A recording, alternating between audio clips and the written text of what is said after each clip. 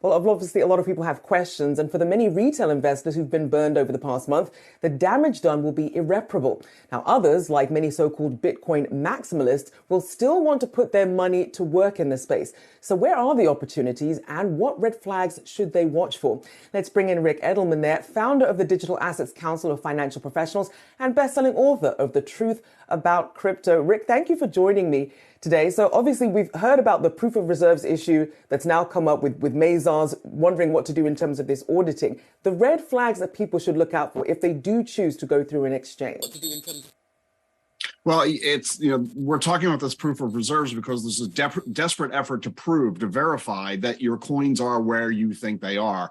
The problem with proof of reserves is that it's a momentary point in time.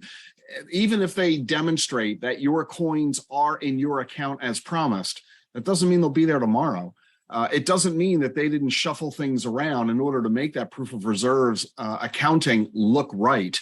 The bottom line is, if you're dealing with a centralized exchange, a centralized custodian, unless you have a very high degree of confidence in their integrity, their honesty, their capabilities, you've got to be raising questions. I mean, quite frankly, I'm thrilled that Fidelity is serving as a custodian of Bitcoin because I believe Fidelity is above reproach. But a lot of these new crypto companies that are formed overseas with people who have resumes that are sketchy, who don't even have a fixed place of business or residence, you just have to wonder how much you can rely on even proof of reserves allegations and claims. So what do you tell clients, Ric, who are saying, I want to invest in crypto? Where do I put my money? And I ask you that because over the last year, you have been really sort of preaching the responsible investing, but also saying that you can't afford to not be invested in crypto because of the growth opportunities. I think you said about 1% exposure before, but what is that portfolio, or what should that portfolio look like now? Yeah, you're right. You're absolutely right. This is very frustrating because the fundamental use case, the fundamental investment thesis for crypto remains as strong as ever. FTX had nothing to do with crypto. It was just another fraud. And we find crooks engaged in every asset class, stocks, bonds, real estate, gold, you name it.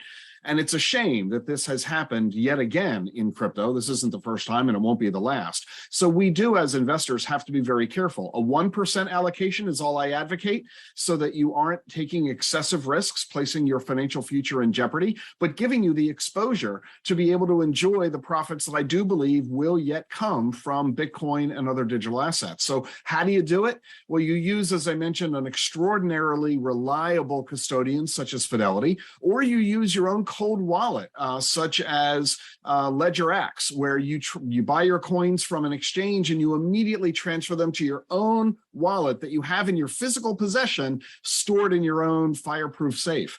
Those two approaches, I think, are among the best ways to go, and the most mature, responsible, professional fund companies in crypto, companies like Bitwise and Eaglebrook and others, are doing exactly that. They're custodying with Fidelity. Choice does this as well, an IRA qualified custodian. And this gives you an extra level of confidence that you're not playing with folks who, frankly, have sketchy enough or short enough track records that you have to question not only the safety of the crypto investment thesis, but the safety of the custodian that you're using to engage with.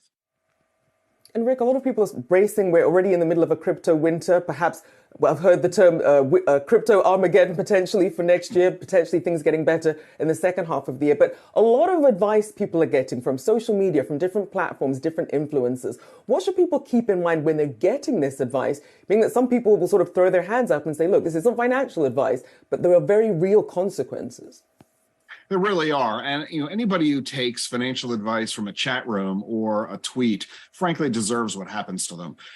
You really need to make sure you're dealing with reliable, professional financial advisors. There are financial advisors who have demonstrated their expertise. We offer at the Digital Assets Council of Financial Professionals, we offer the certificate in blockchain and digital assets, an online course with a world-class faculty that allows financial advisors not only to get the knowledge they need to help clients, clients, but to demonstrate that they've obtained that expertise, giving their clients confidence they're dealing with a financial professional who knows what they're doing and is going to serve their best interests. So you need to make sure you're being careful where you're getting your advice, who you're listening to, and watch out for the get rich quick, FOMO, FUD attitudes. This isn't about getting rich quick. This is about investing in a new technology that's as revolutionary as the internet was 30 years ago. And if you treat it with the respect and professionalism it deserves, it can be additive to a diversified portfolio. I certainly appreciate you joining us. A lot of people looking for some solid advice here. Ric Edelman, thank you so much.